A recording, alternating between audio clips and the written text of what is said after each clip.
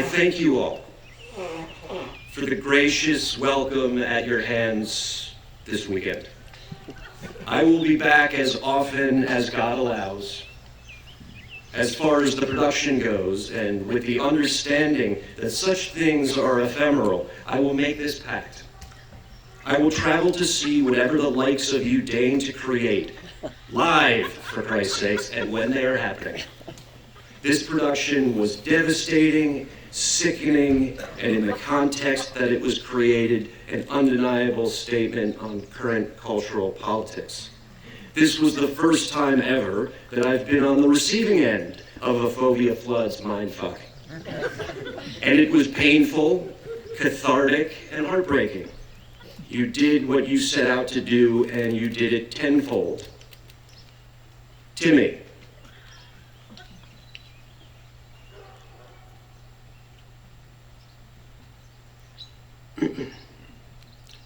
Timmy, no more breaks for you directing. You continue.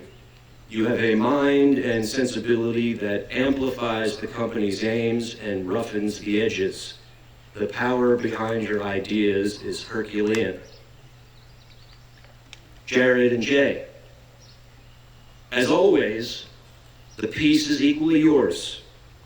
Vitality, understanding of high concept, and then fucking the concept in the ass.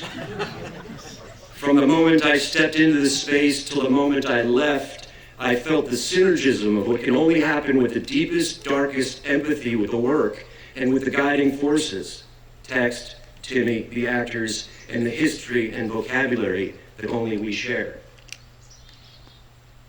Katie, I got the sense that this production was completely in your lap, and that it was nurtured as one would nurture a demon child.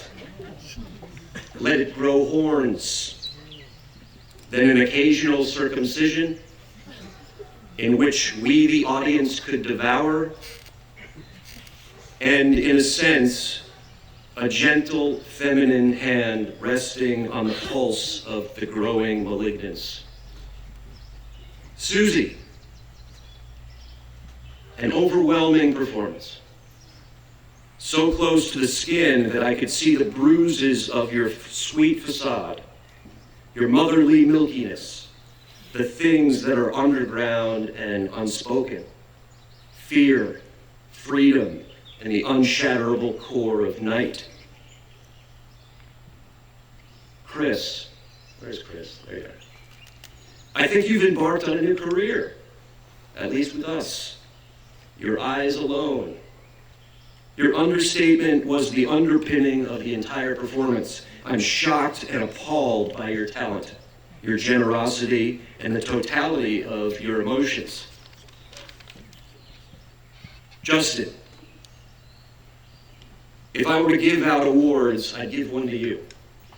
You are a thoroughbred, the likes of which this city, this theater, and this country has not yet encountered. Exemplary, and a model unto which young performers should look to. Gravity, mystery, and the hammer of the gods. You will never be far from my arms. Guys, remember what we have here is irrefutable.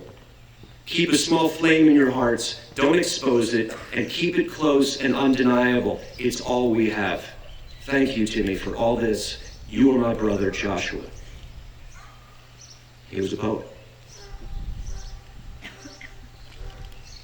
I tried to write a few words down when Josh passed, created a poem that I'd like to share with you guys, something I wrote. It was on Facebook, some people may have seen it already, but here it is. You are the music in its infinite forms, simplicity waltzing with complexity, emotion battling the intellect, truth making love to reality, ease, laughter, hope, and serenity, deceit, madness, destruction, single malt whiskey plans and dreams, lines of cocaine coursing through the veins, pain, struggle, hurt, despair, union, the light, a smile, energy vibrating, the storm, the eye, the storm, the eye, the flood, the deafening silence, beauty bringing the senses alive with the misery and utter joy of the world.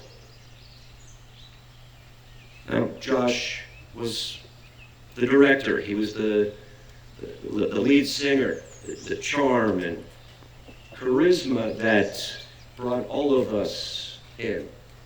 So I'd like to give Josh the last words here and share with something else that he wrote. And he wrote this about his theater company.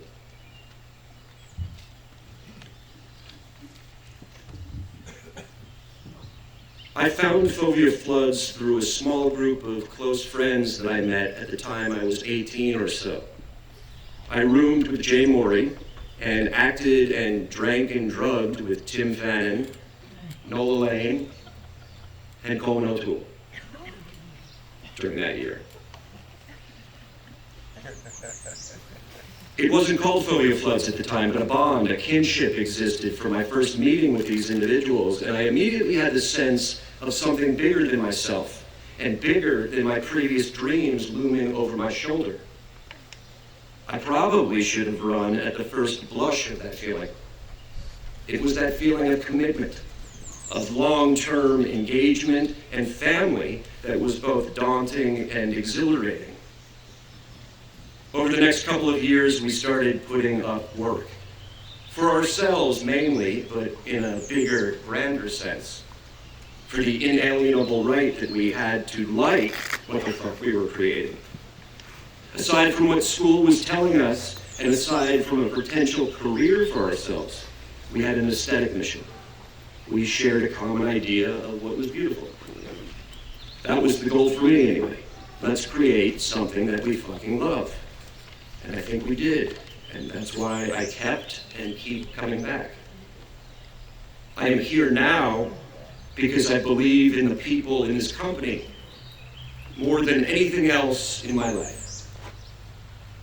We have created an alternative culture, a family structure of artists, and have persevered for 10 years amidst many and various obstacles. My father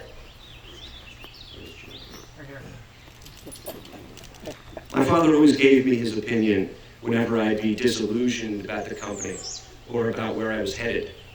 He always said, and mind you, Big Joe had the privilege of generally seeing us at the heights of our achievement, you'll look back and remember this as the best part of your life. He always quoted an old Bob Dylan song, where Dylan talks about his life before stardom, sitting in an unheated room playing songs with his friends. Dylan ends the song saying something like, $1 million at the drop of a hat, I'd give it all to have those days back.